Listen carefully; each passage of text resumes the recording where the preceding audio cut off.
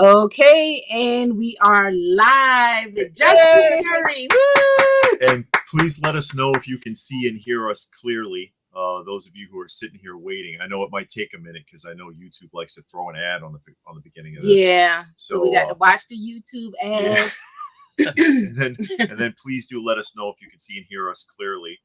Yeah, we did have a problem with that a few weeks back, but then I think it's good now. Yeah, I think we got the bugs worked out. So Justice, say something so people can see if they hear you. Hi guys, Justice Cury here. Yes. Yeah. Okay. Good. They we got some. See, I can see and hear you. So we got Robert online. We got Black Knight. We got Jason Risley, I think. Yeah. The kid with the kung fu grip. Raw talk, raw deal. And of course, Johnny Futures all here, and we got Justice Cury in the house. Justice Cury, who is fortunate to we have him joining us this afternoon. We usually do it later in the day, but that's okay. Yeah. If you missed it, you can catch it later because it should save to YouTube. And of course, for those of you who do not know, you can find Justice Cury on YouTube under his name. Yep. And you can find him in several Facebook groups, and he'll run that over because he is a rotational buyer. He buys out big collections of vintage toys and cherry picks and then sells his excess. Yeah. And he's actually very reasonable with that. We have experience with that. We both had experiences, and we'll talk about that later. Yeah. We'll let him talk now because he has some things he want to say. So Justice Cury. Hey. Well, again, thanks for having me on. I love talking about toys, and even if no one watched this video, that would be fine with me. I'll just shoot the breeze with my friends here. But sure. Yeah, as you guys said, you know, YouTube, I make videos here and there, but most of my content actually is on Facebook. So if anybody watching goes over to my Facebook account, same, it's just type in Justice Cury and they can click that follow button, and I'm constantly posting ridiculousness and my journey with toys. Plus, you had mentioned that I sell toys, and it's pretty accurate what you said. I buy large collections, I cherry pick the ones that are near and dear to me, and then I sell all the other ones off at profit, and then I just keep repeating the process and then get the collection behind me through that process. But my big thing is, and I'm just going to touch on this, and please rein me in if I go on tangents too long. My selling, like anytime I post something on my personal page, typically first, and then if it doesn't sell within 10 minutes, I move on to various Facebook groups, because there's literally, no exaggeration, thousands of Facebook groups out there specific to whatever toy line you're into, and then I'll just post on there. But why I think I'm pretty successful at selling is I love to undercut every single person. I look on eBay, and I don't look at the buy it now prices. I look at the bidding prices, which are typically lower than the buy it now prices. And then I'll knock some of the money off. And that's the price that I will sell it at. So things will disappear within minutes that I list, like $100 really expensive things, because I'm not the kind of seller that likes to maximize profits and sit on the piece for weeks and months just to make that extra $20, $200, what have you, depending on the price. I love to give good deals to people to make, because I love feeling like I got a good deal and buying cheaper than eBay. So if I can give that warm, fuzzy feeling to someone where they're saving money, plus they're getting something nostalgic that they love, oh, it's a bonus. So that's kind of my niche. I love buying, selling, talking about toys, displaying them, and a million other things that we can talk about. So yeah, and as LPH pointed out, we bought from Justice before. I know you bought some Maddie Classics pieces. Yeah, from Justice. He had some, and I needed to finish off my run, and I am not exaggerating because Justice is here. I ordered it. I don't know if it was 10 minutes later, I got a shipping tracking number. Yeah, he's fast. And he mailed it, I think, that day. And I'm like, God, Lee, this is fast. And it was packed well. and I got it and was like, wow, okay. You know, because some people, you go on eBay, you order it, they might put it in the mail the next day. You might get a tracking number the next day. They drop it off 2 days later. Right. Or if you're on Macari, like 2 weeks later, you get a "oh my bad" message. And I've gotten some vintage Carter Joes from you. A couple of these were yours. Yep. You got that skeleton warriors. Yeah, I got some skeleton warriors. Right. Yep. So we do have experience with that. His prices are fair. Yeah. And he does ship quickly. And if you do friends and family, he's reliable there. If you pay PayPal friends and family, he's not his reputation is worth more than scamming somebody out of $20. Yeah. So and that's a common thing that I say. My reputation's more than any amount of money. I don't care what and unfortunately PayPal rules have changed a little bit with online selling and maxes and taxes and all these kinds of things. And I'm totally legit. I have to deal and keep price spreadsheets of everything I buy and sell and ship and fees and whatnot. But I love to be super fast to get it out that day because my brain is, I'm doing so many things constantly that if I don't do it right away, I'll get sidetracked with some other kinds of things. So I love getting it done real quick, getting in the person's hands. Plus eBay and PayPal, if you sell something online, that's on eBay, sorry, they take 15% fees. So that goes into my, so if I go, oh, this sells for $100 on eBay, I go, well, I'm not getting the PayPal and eBay fees where it would have turned into $85. So that's why another reason I can sell for much cheaper on my Facebook profile. And people follow my Facebook profile because they know, oh my goodness, I'm going to get entertained with my redonkulousness daily and with the deals because it's how you sell it. Like vendors, other resellers like me buy from me so they can tack on an extra 20%, 30%, and then sell it in their booth because they're like, you're too cheap. And I'm like, that's fine. I love it. Sure. But you don't do Facebook Marketplace though, right? Very rarely. Okay, rarely. You got to come to you directly. And then what do you do? How do you promote? You just take pictures of what you have? Do you have a list of what you have? Like I have a whole inventory room with just excess everything. So sometimes people will reach out to me and say, hey, I'm looking for XYZ. And I go, yeah, I think I have Y and Z. How about this price? And they go, yep. So I'll go get it and then take pictures, give them a price, and we make the deal. So that's a small percentage of how I sell some stuff. But the larger percentage is when I have a pocket of time and I'm motivated, I'll grab a certain section of a toy line, say Earthworm Jim toy line from the 90s that had only 12 figures-ish in production. I'll take individual shots of all of those, front, back, condition, a group shot, and then I'll research the prices. I'll make a post with all the different figures, the prices, what have you, and I'll post that on my Facebook profile first, and quite literally, it sells. The excess stuff that doesn't sell, I'll go to a larger group because, you know, my Facebook profile, I have 6,000 people following it, and maybe only it gets in front of 500 of those people and get eyeballs on it. So I'll go to a much bigger well, which is a group that has, say, 30 or 50,000 people.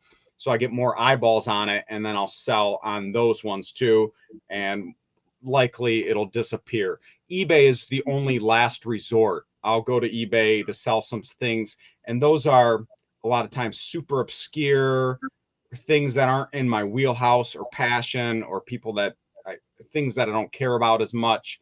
And because that's the giant net, where, you know, my net's small in my group or my personal profile, net's a little bit bigger in the groups, and then eBay has a lot of eyeballs. So that's where I'll sell the last.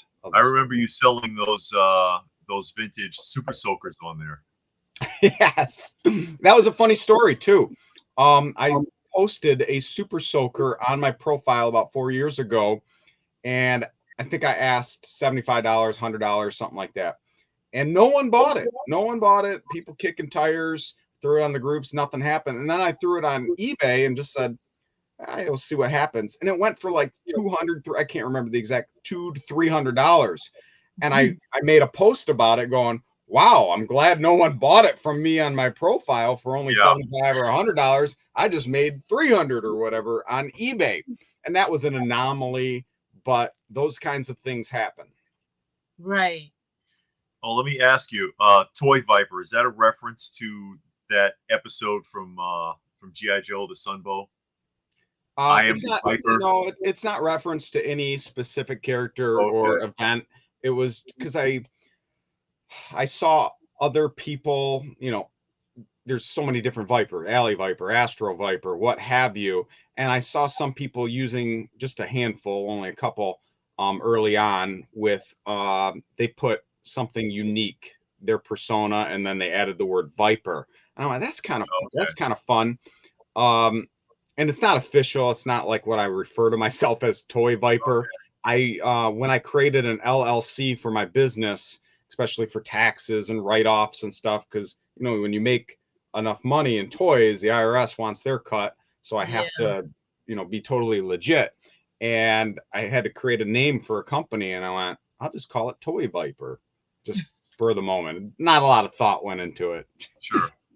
Somebody was asking your Facebook page name, and it is Justice Cury. So if you look up on the Facebook search Justice Cury with one R, not two, he'll come up. And there's only one of me. Thank goodness the world couldn't handle another. So what got you into collecting? Because you are a collector. You're not just a dealer. You started off collecting first. So tell us about that. It's a unique story in that I was always a collector. Even in my adolescence, growing up, my display in my room was similar to this, just with different properties, toy lines, obscure items. So my friends would come over and always call it, Justice's Museum. They'd call it my museum, and I just liked that display. When I got a job and I got into law enforcement and became a police officer, something in my brain just, because I didn't know a single other collector my whole life, leading in high school, college. I didn't know there were other people like me that did that. Because the internet it was kind of in the infancy of it. Well, I thought being a grown-up, I had to leave this kind of life behind, and no one wants to be different. I'm going to law enforcement. I don't want to be teased or ostracized for this collection or collecting habit. So I kind of put it deep inside of me, sold off most of my stuff, and just moved on with my life. And there was a huge period of time that went by, I don't know, 12, 15 years, whatever it was. And I, like a lot of people that struggle with different issues, I developed an issue with alcohol, and I became an alcoholic, and I had to battle with that. But, through my faith and my family, I was able to conquer and get rid of this demon. So once alcohol was absent from my life, I replaced it with a much healthier addiction, and it was perfect happen chance because I was watching TV. It was early on in my sobriety, and an episode of The Toy Hunter came out with Jordan Hembrow that would go to people's collections, similar to your guys and my guys, same type of thing, and he would film their collections. He would buy things from them, and then he would take those things and bring it to a toy convention and sell it for double, and they would show the process. And something clicked in my mind. I went, oh my, there's people that are collecting? Oh my gosh. Like I always had it in my genes. Sure. I always wanted. I just didn't know that it existed. And once I saw that, I dove into a much healthier addiction, which is the plastic crack instead of alcohol. Sure. And I loved it. And I met so many wonderful people. It ended up, my whole paradigm or way of collecting was I didn't want to use real world money.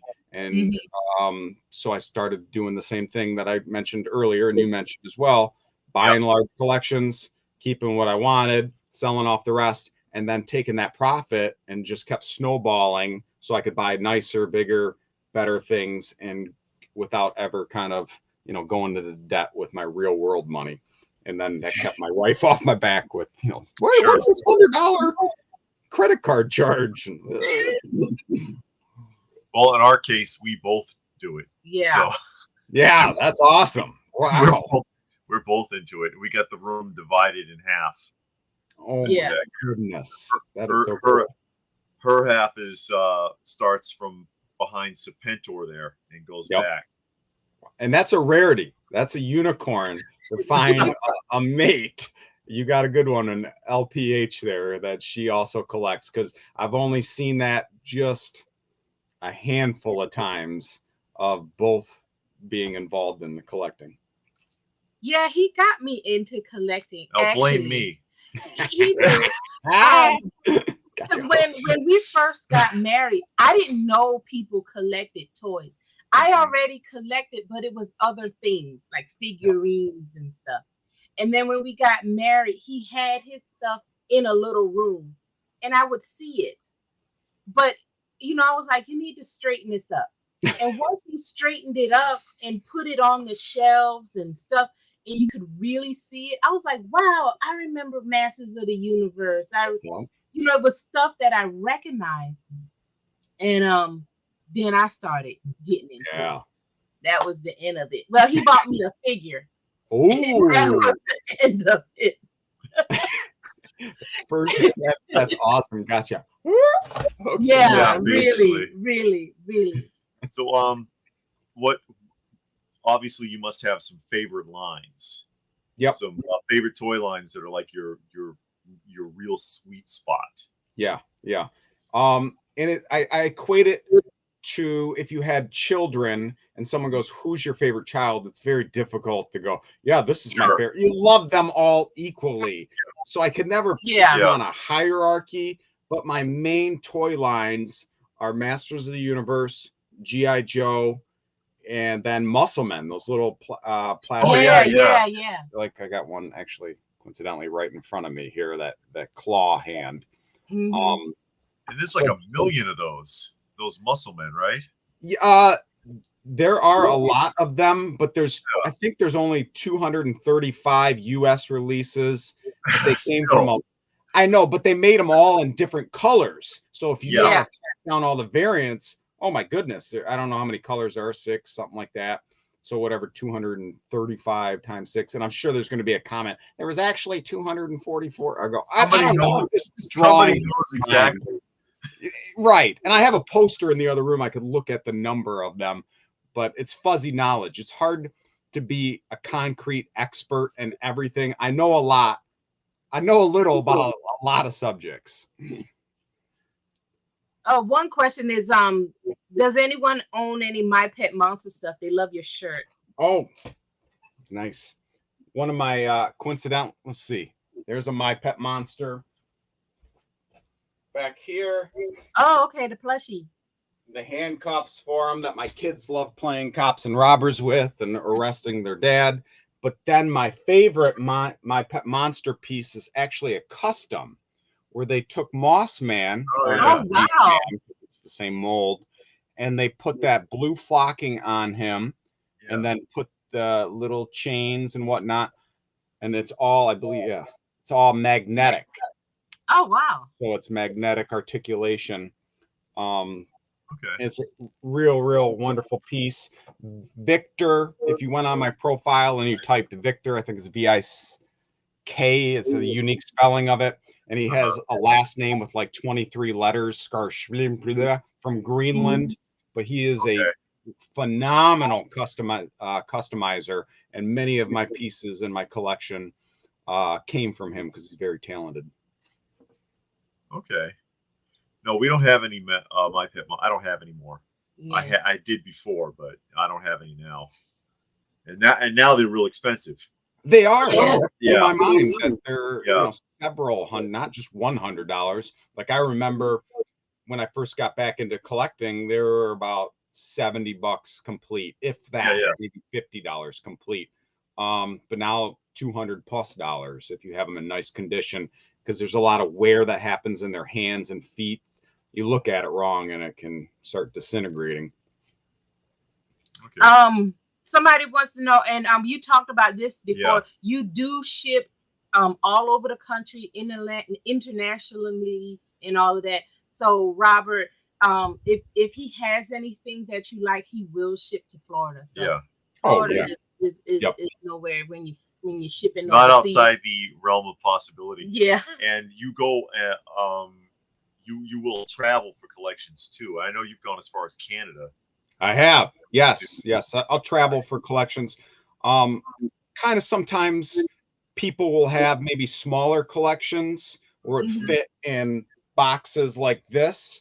And if they're in Wyoming or some faraway place, I go, man, my gas, my plane, all these kinds of things I have to take into consideration on what I can offer them.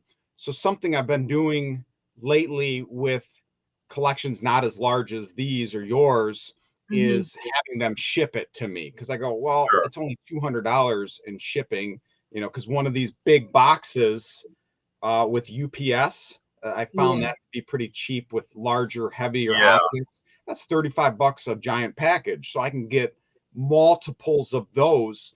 I've had recently a guy ship me 200 pounds of toys that I haven't even Wow. yet shown pictures or sorted. It's going to be a lot of stuff, but 200 pounds of toys probably in the end cost me $250 in shipping, so Okay. it wasn't that bad. Okay. Okay. What about shows? I know. Well, I know you go to the Kane County. Oh yeah, it's my We haven't been to the Kane County since we left Illinois. Mhm. If you've been out there, you've probably seen my son there because he runs a table there. I Oh think yeah. I think he's usually in the poultry room. Nerdtastic Plastic. What's He his said name? he's Warren at Nerdtastic Plastic, and it's got the big round sign over top. It's like green with like this blue creature in the middle. He Oh, I'm usually sure has I've met him. a lot I'm of sure. kaiju and transformers. Mhm. But he said he's seen you there before. Mhm. Yep. But he still lives in Illinois, and he sells at shows. Oh, He nice. sells at a lot of shows. Yep. But I know you do a lot of traveling to different shows, and Kane County's a big one. Yeah. Oh yeah. I definitely make sure I go there. It was normally 2 times a year. Now they upped it since last year to 3 times a year. Wow. Coming one in April, but that show is so massive, so Yeah. massive.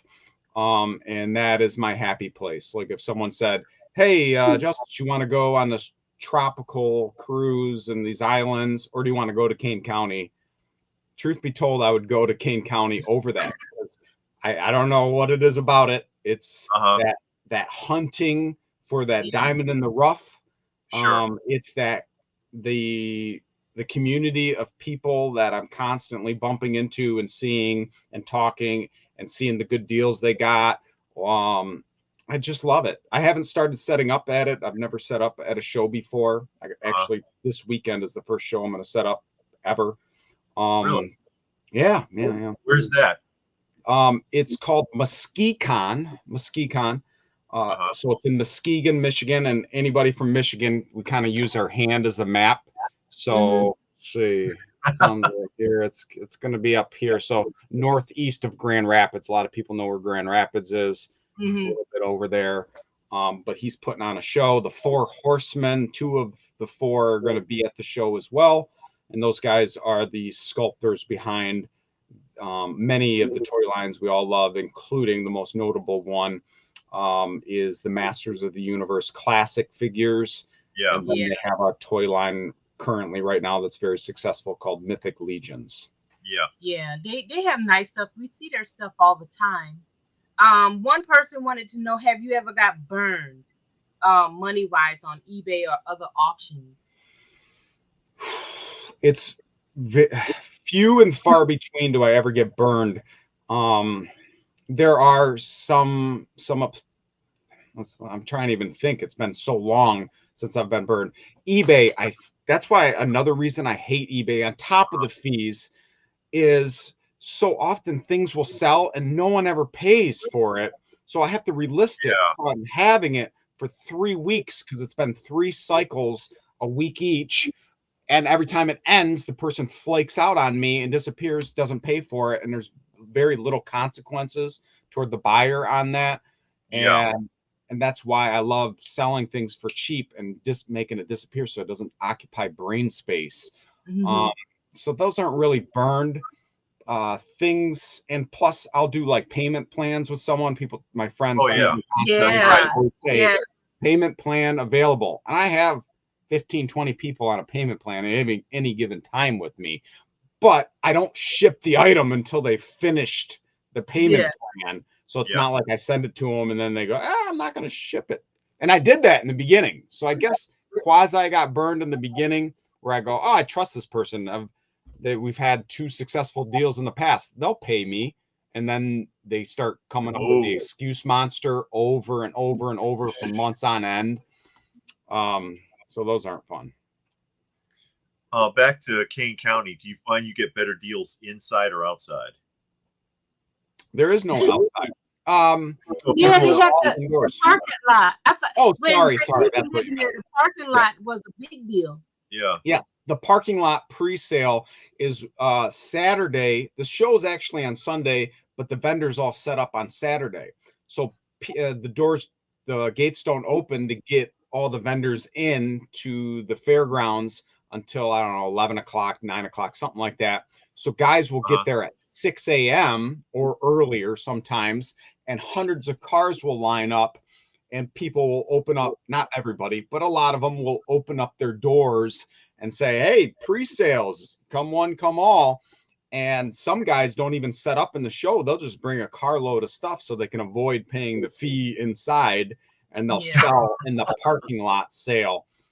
Yes, I have found some great deals in there, but it's probably an equal amount of good deals that I have found inside the buildings as well. But the key is early, because there's 100 other me's out there looking for that deal, looking for, they're selling it for $50 and it's really worth $100.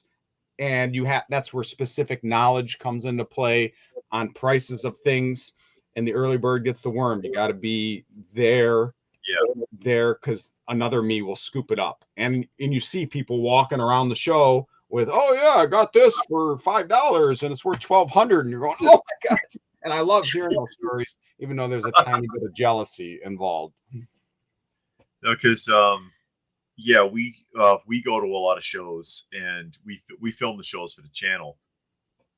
But that's what we found, either like really early or right towards the end when they're ready to close up, because they just don't want to pack it again. Correct.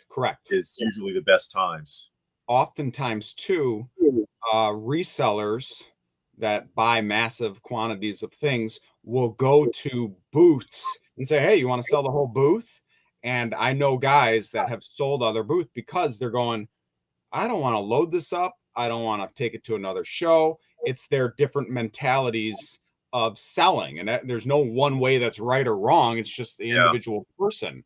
And I mention all the time is our most precious commodity. I used to think it was money and inventory. It's not. It's time. The stuff takes time. And some people go, oh yeah, I don't want to deal with this. And then the guy will come in and buy it for a third of the price or whatever it is. But yes, I have found really good deals on large, heavy items that the guy's going, I don't want to put this in my car and have it break. A bird in the hand better than 2 in the bush. Sure, I'll cut off half of what it's worth. Here you go.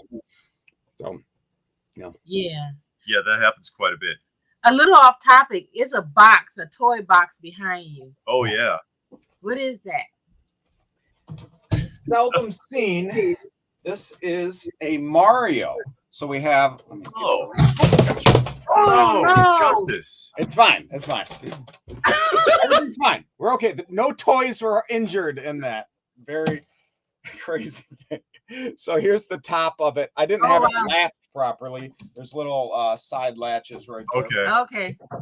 But it's you didn't break it. Box. It's essentially a toy storage box, vintage from the 80s, and kids would, put their, Nintendo. Yeah. And that's cool. You can find a number of these, same construction, same everything. It's just the decals are different. The one that I see most often is Ninja Turtles. Yeah. And then this one. I upgraded. I used to have a junkier one that had a lot of water damage, Okay. but I went to a shop years ago and picked up a nicer one, which I've been kind of kicking in my mind that I might consider selling this, because I always thought, well, I want to put stuff in it. I'll have a plan for it. And it's kind of sat underneath a spot back there. And I'm not going to use this. I'll let someone else who can really enjoy it maybe had it as a kid, because nostalgia is a big thing. Oh, yeah. You had as a kid, or you wanted as a kid. I didn't have this as a kid. I didn't want it as a kid. I just love the artwork, because Nintendo and Mario are part of my childhood. So it was just something I grabbed. Richie wants to know, what do you consider the best shows in the U.S.? Speaking vintage, like 75 to 89-ish. Yep. I'm going to say Kane County is the best show, but I'm biased because that's the one I go to most often. I hear good things about the Ohio Toy Show and Toledo and all these other ones. And people on the West Coast or even in Florida will often say, how do you get such the best toys, the best collections, the best finds in the wild at garage sales? Or, some lady going, my husband passed and he collected toys. Why is it always in this kind of area of Michigan, Illinois, Ohio? And the only theory that I can come up with why it's so toy heavy, especially 80s toy, is the automotive industry. So there were so many people working in Detroit and surrounding areas in the 80s, especially, that were making way more money than everybody else in the country. So they were able to afford and spend money on their kids and buy them just a high, and I might be way off on this, but this is my theory, just a higher proportional number of 80s childhood toys than the rest of the country. So that's just, the hunting ground is more fertile here in this area. So I like this. So a long answer that I got off on a tangent is Kane County is, I think, the place to be. And out here we got Toylanta and the Joe Lanta, which were merged, but now they've split again. Right. So Great they're two shows. Motu Joe corrected me. I like Motu Joe's channel too. I watch him.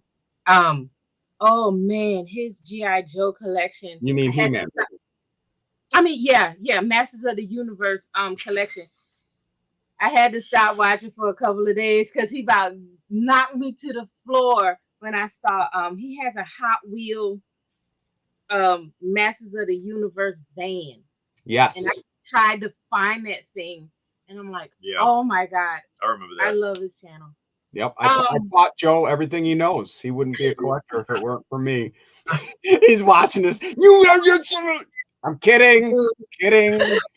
Joe and I became good friends with him early on in my toy collecting, like when it rebooted, and I'm like, whoa, there's people that collect toys. This is awesome. And I just went on Facebook, not knowing anything about anything, and started getting plugged in, finding people in my own community that were also collectors. And lucky I got tied in with another guy that's in law enforcement, and he's like, he always jokes that he collects friends. His name's Travis Bowles, and he's like the center nucleus of this toy kind of collectors in West Michigan. And after he put me in touch with so many other guys, Joe being included, and Joe and I bonded real early on and had many, many adventures. Now, I know you collect, again, Masters of the Universe, and I think you said you completed the American line and you got all of the foreign variants, and now you're on bootleg. Are you finished with the bootleg? Well, you can never be finished with bootlegs. There's way too many of them, especially if you're talking, well, specifically Masters of the Universe. Yeah, maybe you can complete that. And the variants, oh my goodness, so many different countries of origins and the variants. It's just a massive task. But if you start getting into the Galaxy Warriors, or the ones that had they weren't Masters of the Universe licensed, but they kind of looked the same, felt the same, there's just an endless line.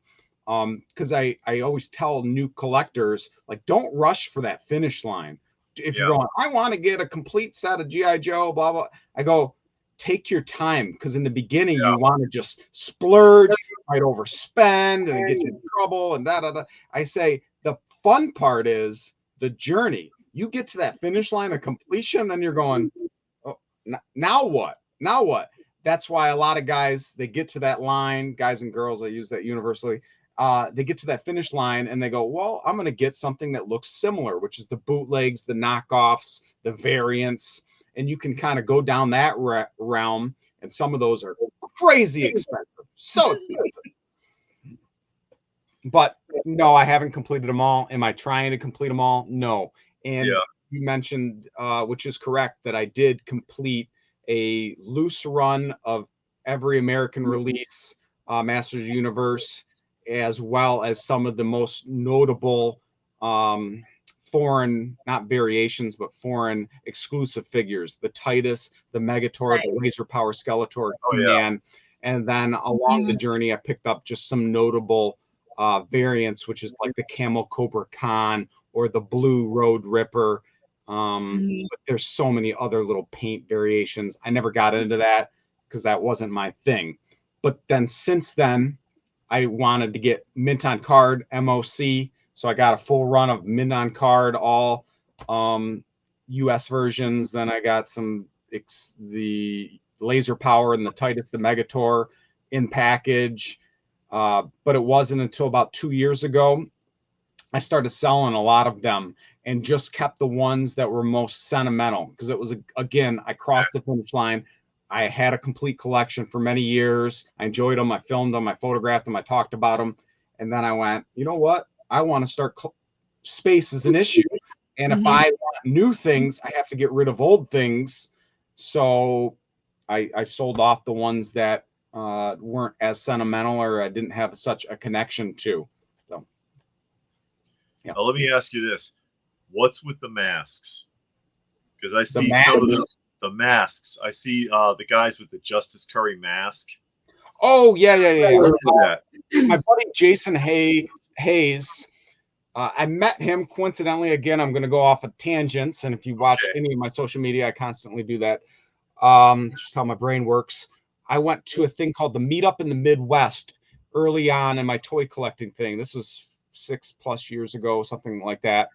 And it was a bunch of G.I. Joe enthusiasts that all met up near Kokomo, Indiana. And we got a hotel and we did buying and trade selling, and we just hung out. And all these internet friends, now we got to meet and hang out physically. And it was just a powerful, real cool thing. But the day before, like, I'm a last minute kind of planner guy. The day before, I went to get a hotel and the hotel was booked. So all the G.I. Joe guys are in one hotel and I couldn't get in there. So I went on the group and said, hey, anybody got an extra bed or I could sleep on the floor? And Jason responded to me. I barely knew him whatsoever, just a mutual acquaintance. And he's like, hey, I got a room with 2 beds. And I'm only by myself. You're more than welcome to have it. So then we ended up palling up, becoming friends, and real cool guy.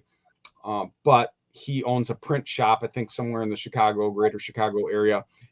And he just to josh me, just to screw around with me, made a bunch of like cardboard faces of me and brought them to different shows, passed them out, and people were taking pictures with my face on it, which is hilarious. I was wondering what the deal was with that, because I've seen those photos. Yeah. Like, why are people like pretending to be Justice Cury? They Bogart and Justice Cury. Yes. Jason Hayes gave them to another friend, Jason Morrell, who's a great collector, and some other guys. And they went to a show that I was supposed to go to. They were bringing those masks to a show that I was supposed to go to, and they were going to mess with me in person, and I didn't end up getting to go. And yes, Motu Joe said he had to drive my gimpy ASS to the meetup. So meetup in the Midwest, Kokomo, Joe and Motu Joe and I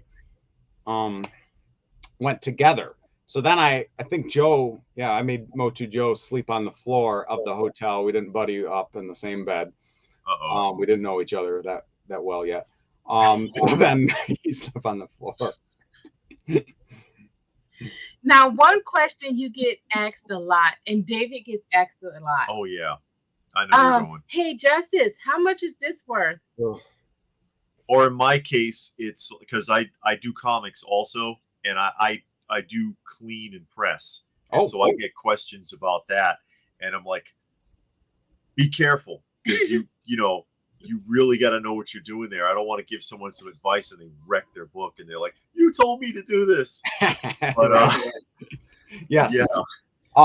For the people that aren't familiar with me or just met me for the first time, please go over to YouTube, go over to my Facebook account. I posted this yesterday on YouTube and on Facebook, and it was a very long, thought-provoking rant on the what is this worth topic. But some of the bullet points to that is just because I put myself out there socially and on social media, as do you, and that's why you get the messages for comic books, especially to newer collectors or people that aren't as familiar as the buying and selling game. When it comes time for them to start thinking about selling, maybe they aren't well connected with a lot of people, so they're going to reach out to the people they know on social media from YouTube and Facebook, and it's a harmless question. Sure. And I don't ever hold any grudges to people or whatnot, but they reach out with pictures of items and they say, how much is this worth? Now, I guess it wouldn't be a problem if I only got maybe 2 of those a year or something. But when you talk about 5 of them a day, and each person wants 5 minutes of your time, as well as on top of 10 people that just message you randomly wanting to shoot the breeze. I love talking to people. I love it.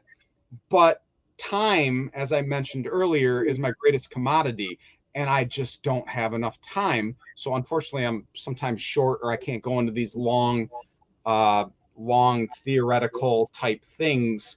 And the what is it worth question, the analogy is, I rather teach you how to fish than give you fish constantly. So I politely simply say, hey, you're gonna have to do what I do, which is go to eBay, check the sold listings, and try to figure out an average. And if it's too rare or an obscure of an item, that's fine. Find a Facebook group that is focused on your item, whether it's Star Wars, Master Universe. There's a number of them. Just post a picture of it and say, hey, there's nothing. I already tried to do my research. There's nothing on eBay. Anybody have an idea what this last sold for, so I can get a price range? And you will have people with far back memories that say, yep, it's between these prices and blah, blah, blah, blah, blah. So I direct people to go that route. Yeah. And that would be the next question, because of course, eBay's completed auctions, it's a good resource, but it only goes back about 60 days.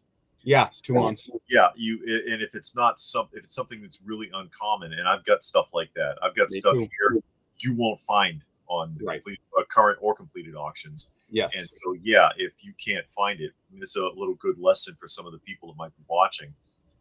Try some of the groups, because somebody has seen it, or somebody has it. Yeah. Or somebody knows. Absolutely. And in the day and age of people sometimes having alternative motives or turning a mountain into a molehill, something simple as me just replying, I think it's worth about $300, and then they find out maybe it's worth $600, and I was just innocent. I don't know. They'll take screenshots of what I say, post it in the group, and people love dumpster fire comments, or love to get outraged about a thing, and the pitchforks and the torches come out. It's Justice Cury, blah, blah, blah, blah, blah. And I go, I try to avoid as many pitfalls lines, and I learn from trial and error. I learn from other people stepping on those things, that I say, nope. Well, that would make for a great YouTube video, a little bait click there. Did Justice Cury try to rip me off? Yeah, right. And then you'll get like 250,000 views on that. I actually had to go as far because it's stressful. I mean, I'm human. When I see screenshots of my name being thrown through the dirt for something, maybe I said stupid or an offhanded, out of context joke, or maybe I shipped something and I didn't even get damaged, but they didn't like the way some obscure, minuscule thing that someone wants attention for, they'll post it, and then it turns into a crazy dumpster fire of nonsense. And in this day and age, you know what that means. Yeah. And then I'm getting screenshots from all my friends, and then I'm feeling like I have to defend myself. And it's ridiculous. It's ridiculous. So I actually made a YouTube video not too long ago. I set it to unlisted or private, the one that you have to have the link to view it. And now whenever I get one of those things or someone's sending me screenshots of this, I say, hey, post this video, this YouTube video, and it's called Justice Cury is the Worst. And then it's me using humor. I mean, I used humor in law enforcement. I had to diffuse people that were mad, just crazy, out of control, mad, whether mental illness, drug addiction, what have you, mad. And their focus of their anger sometimes is on me when I show up to the scene. So I learned to de-escalate people with humor, make fun of myself, be a goofball, and people are, what? It cuts them off guard, it calms them down. So I also use that through my social media persona, because that's just me on using things like that. Sure.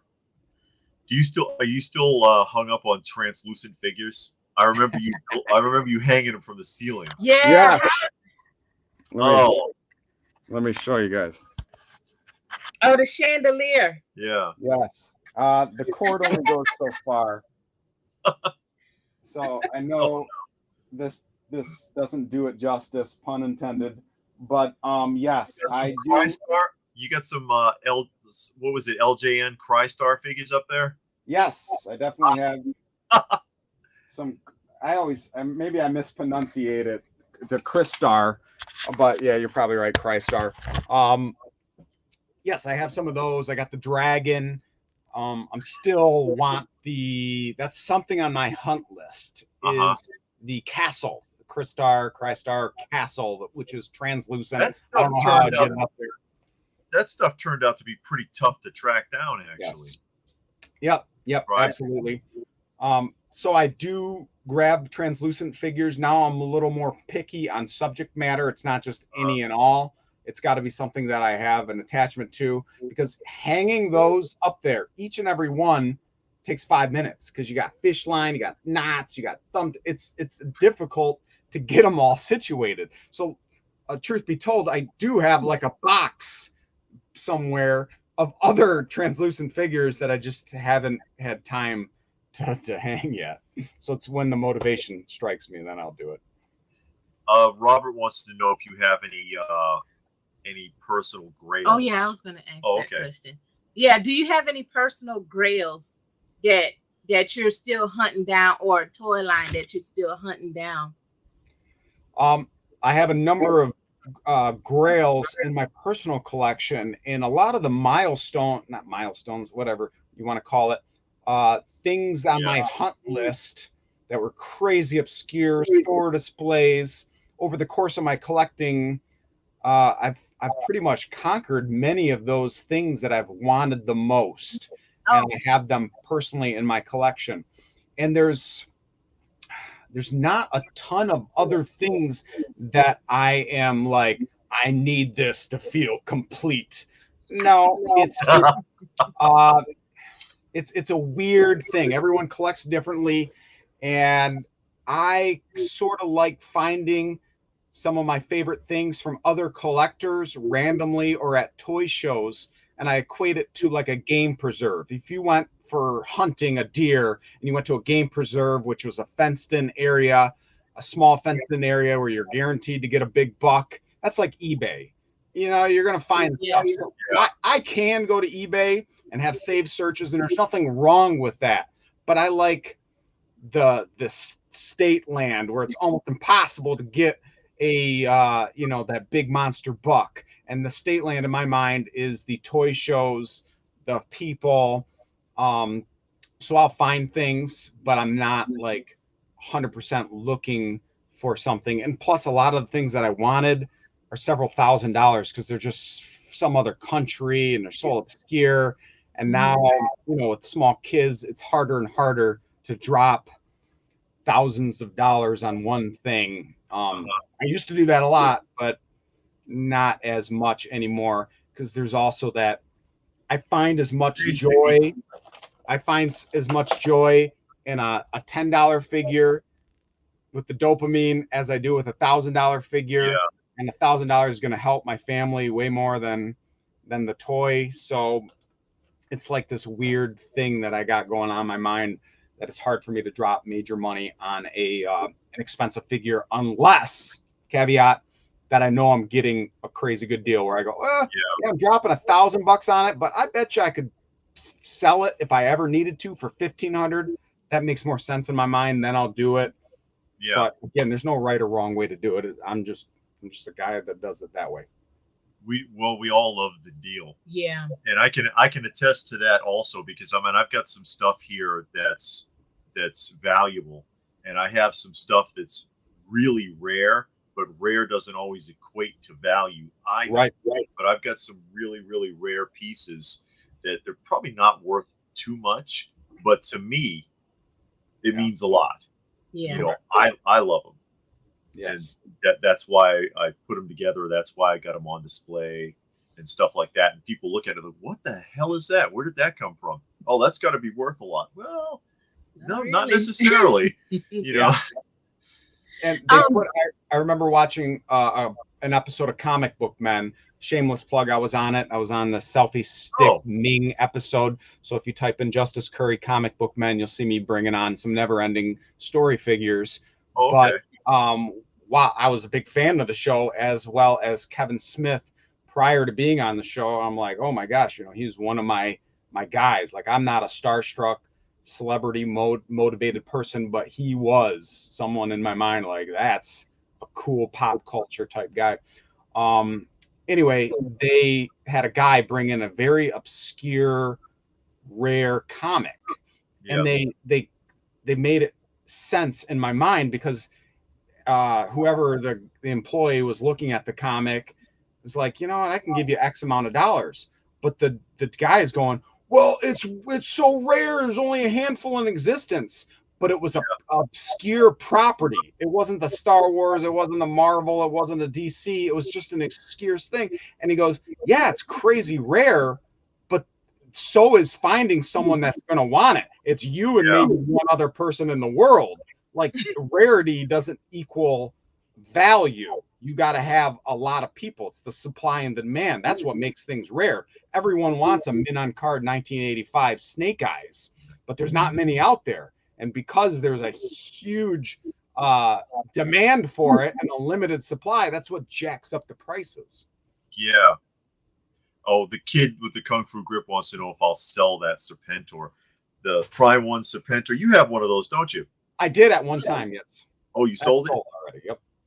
This was actually an anniversary gift from her. Ooh. So, yeah, I don't think I'll be selling that anytime soon. He'll be living outside in the shed with the cats. Mine was broken. The leg broke on it. Really? I couldn't. There was a handful of the very first production models, and I knew it prior to buying it. I bought it from a friend because he tried to take it back. He couldn't. He ran into all these problems. The two pegs on the legs wouldn't fit in the base or wouldn't fit on the chariot. I can't remember where the legs go because they're too close together. The mold was off. And I read on, he goes, I don't know what to do with this thing. I can't even stand it upright. So he gave me a good deal. And I went, well, I'll just take a chance on it. I mean, he sold it to me for a third of the value or whatever. And I went, well, maybe I can fix it or whatever. So I was taking blow dryers to the leg. That's what it was on some of the forums. I was trying to heat it up. And I was pulling on it. All my strength. I'm not an incredibly strong person, but I'm like, and it snapped the leg. A crack in the whole around the whole leg, but I was able to fit it in there, and it stood properly, even though the leg was broken now. And I'm like, gosh dang it! But what am I going to expect? I put it online. I knocked probably $300 off of what it would cost someone. And someone went, well, I'll deal with a crack around the leg if I'm saving $300. Sure. Wow. Do you collect modern figures? I know you got all vintage mainly, but do you collect modern? I do. And I mean, I had vintage through and through with my bloodstream. I was like, I'm a vintage guy. I'm a vintage guy. I don't want none of that modern garbage. That was the old me. But then when you cross all those finish lines for the vintage properties, and you go, all right, now what? Am I done? I don't want there ever to be a finish line. So I started branching off into customs, into people's artwork, and then modern. Some of those modern ones hooked me as well. I know, David, you're a Shogun Shogun collector. Yeah. And I appreciate Shogun as well because I had a Godzilla growing up, and I still have one in my collection. That's the Super 7 one, right? Yes. Yeah. I mean, that's a little rocket firing out of his mouth and all sorts of things. So I will get modern toys, but again, I'm not actively searching for them. I find them when it's an opportunist situation where someone's selling a collection and I buy 1,000 things and I start looking at some of these modern ones in my hand and I go, oh, I need this. And some of them I actively search out. You know, Sure. I love bats. So, I got to have classified bats. Yeah. But yeah. Okay, we're getting close to an hour, and I know you said that you got some things, but you wanted to do some plugs. So Yes, plugging. Again, I don't make a dime. Even on my YouTube, I don't make a dime on the next thing I'm going to plug. I don't make a dime off it. It's just a project that I was involved in, which is called Action Figure Adventure. Season 1 is available on Amazon Prime for free. My good friend Rob out of Canada followed around his buddy Jay, and they went on an adventure buying toys and going to collections and toy shops and doing a charity auction at the end. But season 1, I'm featured on the last episode during the charity auction as one of the commentators. And then season 2, which just launched, and I'll date the video, it's March of 2023. So you can watch season 2 also on Amazon Prime, but it cost a few bucks. It's not super expensive, but I'm going to tell you it's well worth it. And then they have me littered throughout the whole video, throughout the whole 8 episodes, I think it was, as a commentator on the toys, but super professionally done. Again, a great cause with the Children's Health Foundation, where the toys benefited them. And it was a great time. And since it just came out, it's recent, please go spend a couple bucks, help Rob out. This is a great cause. Plus, another project that I was involved in many years ago was Plastic Crack. Plastic Crack done by my buddy Guillermo. And again, it's also featured on Amazon Prime. It's only a couple bucks, but Plastic Crack follows me as well as a couple other toy collectors around and just kind of talks about all things toys. And it was a great experience to be on. And plus, watching it speaks our language. You guys will like it. Mm-hmm. We do have about 3 questions. Do you have time, or do you? Okay. So I'm gonna go back 1, and then we'll come back. Can you explain the origins of? Now I think this one's gonna be kind of deep. Toy history. Can you explain the origins of G.I. Joe figure with the Kung Fu grip? I heard too many versions.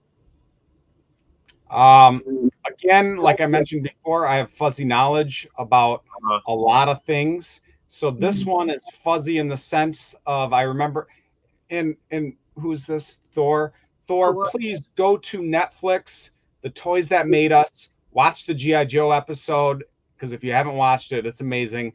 And I believe they hinted on this, that they wanted to get away from the doll mentality of the 1960s G.I. Joe, where people were going, oh, it's a doll like Barbie, because that's what it looks like. So they had to add things and call it an action figure, as well as a Kung Fu grip, meaning instead of Barbie that couldn't really hold on to anything, he had more of a molded grip. And I have one of the 1960s GI Joes. It's in a different area, and it actually belonged to my father. But I believe that's the reason where they wanted to go, hey, this thing can hold guns. It's got a kung fu grip. Yeah, plus the original hand configurations, because you have one hand like this, and then you have one hand like that. And they couldn't really grip anything anyway. And plus, they had the bit with the reverse thumb. That's right. Yeah, catch counterfeiters. That's the first time Marty from Mego got in trouble because he got caught up with that. That's right. Yeah, and then, but yeah, they switched to the kung fu grip so he could hold better. Yes, primarily. That's right. You get the rubberized fingers now that you can slip things into his hands. I should have let you talk first. Yours is a way better description than mine. Johnny wants to know what you have on the figures. On the ceiling. He's talking about the cards. The carded figures. He was curious. I mean, you got some Toy Biz right there. You got some boot. This one's fun. I mean, I'll get it. It's fine. You got Thundercats up there. Yep. Yeah. Toy Biz. I got some weird, and I can't bring the camera too much closer. See Hercules, because I remember watching that when I was a kid. Oh yeah.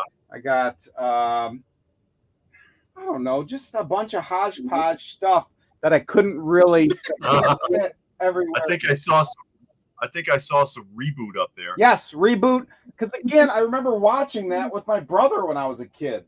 And I went, I kind of liked it a little bit. And Starcom. Yeah, you got a little hodgepodge of everything there. Strike Force. I wish I could bring the camera farther over there, but I can't. That's all right. But it was funny. Like I've had things up there for so many years. Like I had what's that one that they just launched on Masters of the Universe? Why am Sunman. Sunman. I had a Sunman up there when no one cared about Sunman. Oh yeah. And it was a carded one that I had on my ceiling. You know, people yell at me constantly for this. Justice, the weight's going to make the bubble come down and blah, blah. I'm like, I don't care. It's whatever. It's better than me having it in a box somewhere else. It's just so I own it. I want it on display. Yeah. If I can display it, I don't want to keep it. Well, I had that up there for many years. Then when Masters Universe said, hey, we're doing Sunman, I went, oh my God, let me look this up. What, $1,500? What the heck? Yeah. I listed it for $1,000 on my profile, and it was sold within 2 minutes. And I gave someone a good deal. I'm sure I would. It wasn't worth much. It wasn't worth much before Hasbro made that, $100, something like that. Yeah. But Hasbro made that announcement. And boom. Yeah. And I have the other one I was contemplating on selling is Pigman from that same line, because I have had a loose one complete for many years, and then the Origins figure came out just recently, and I went, I could just open up the Origin figure, and my OCD doesn't care if it's vintage versus the modern one, because I didn't have it as a kid, whereas all the other vintage stuff I had as a kid, I want the vintage versions of it. Sunman, I don't. So the Origins, if I can go, I can sell Pigman for $600. Buy, and I'll buy the $15 Origins one. What is your thoughts on the Toy Show Toy Hunter? Because you brought it up earlier. I did. Jordan Hembrough, that was kind of my catalyst for getting reinvigorated with the hobby. So I accredit a lot to that. Then when it was funny, when I was in my infancy of collecting, I did what people do to me. So when people message me daily of what's this worth, what's this, I want to talk to you about this, and I'm polite and I did the exact same thing to Jordan Hembrough, because he was the only public persona that bodied toys that I knew of. So I reached out to him. He didn't answer. I reached out to his buddy Steve, who was on a lot of those adventures with him. Steve messaged me back, and it felt like I was talking to a celebrity. I'm going, oh my gosh, I'm talking to someone on TV. So I get that mentality when people go, oh, I'm talking to you. I'm like, I'm just a regular dude. I'm nothing special. But my mind had been there in the past, so I know what other people are communicating when they say it about me. Because I'm public persona. Anyway, Steve put me in contact with Jordan, and that because I had a question on a super rare thing, and Jordan, Steve goes, yeah, here's Jordan's phone number. So then I called Jordan on the phone. I got his phone number, and that was bizarre because now he's swearing and stuff. I'm like, what? You don't swear on TV. Who are you? And it was just a bizarre type thing. But I was kind of starstruck. But then we maintained a relationship throughout the years. And, he'll reach out randomly. He'll comment on some of my posts and whatnot. But I think he was a great person to kind of put the normalcy and showcase a lot of collectors that otherwise wouldn't have gotten showcased whatsoever. And he got me hooked, and I know he got a lot of other people back into the hobby as well. So he's still doing it. He's still hustling toys. He's got his shop somewhere on the West Coast. He's affiliated with Star Wars, doing big panels, big conventions, all that kind of stuff. So I'm happy for his success. Okay. Oh, and somebody wanted to know how you put the carded figures on the ceiling. Another plug is Mock Masters, MOC Masters. If you need protective acrylic cases for your G.I. Joe, He-Man, and a number of other toy lines, Motu Joe, who had commented prior, has a wonderful company called Mock Masters, and that website can hook you up with really, really nice acrylic protective cases. People associate it normally with star cases. That's what everyone called it before. Okay. But now there's a really good alternative that offer UV protection, and that's Mock Masters. But a lot of these have that case up there. So, and then I use thumbtacks. The ones that don't have cases on, I thumbtack them specifically so the cards aren't going to warp and bend. So I'll have a minimum of like 4 thumbtacks for each thing up there. So just, it depends on the figure and everything else. Okay. Well, Justice, we know you have to go. We're not going to hold you up all day long, but we really appreciate you coming on and talking to us and talking to the people, sharing your knowledge and all of that. Again, tell everybody where they can find you. Yes, I'm on OnlyFans, Justice Cury. No, I'm kidding. I'm on Facebook. Type in Justice Cury. You'll find me. I'm the one and only. Hit that follow button. I'm kind of on Instagram a little bit, but that one I don't pursue as hard as Facebook and YouTube. So YouTube will have all the videos and the craziness. Facebook is like my number one thing that you can reach out to me. I also buy collections, like I said. So if you need to thin down your collection, you want to sell off a few pieces, I'm your guy. Because I will be fair with you. I don't want to burn anybody. And I've learned through trial and error, money can complicate things. So I love to be transparent with you and go, hey, this is why I offer what I offer, because I have to take in all these things in consideration. Because people think, well, my thing's worth $100. Well, no, it's not really worth $100 when you take it into a factor and all these other things. So I buy things constantly. I sell things constantly. I talk about toys here and there. I make funny videos. I like to showcase other people's collections. I like to rant and talk about things on my mind. And then, and I got a very special video coming up. Very special that I want to show up. So make sure to hit that follow button and subscribe to YouTube. Well, again, thank you, Justice, for coming and chatting with us. Thanks for having me on. This was fun. All right.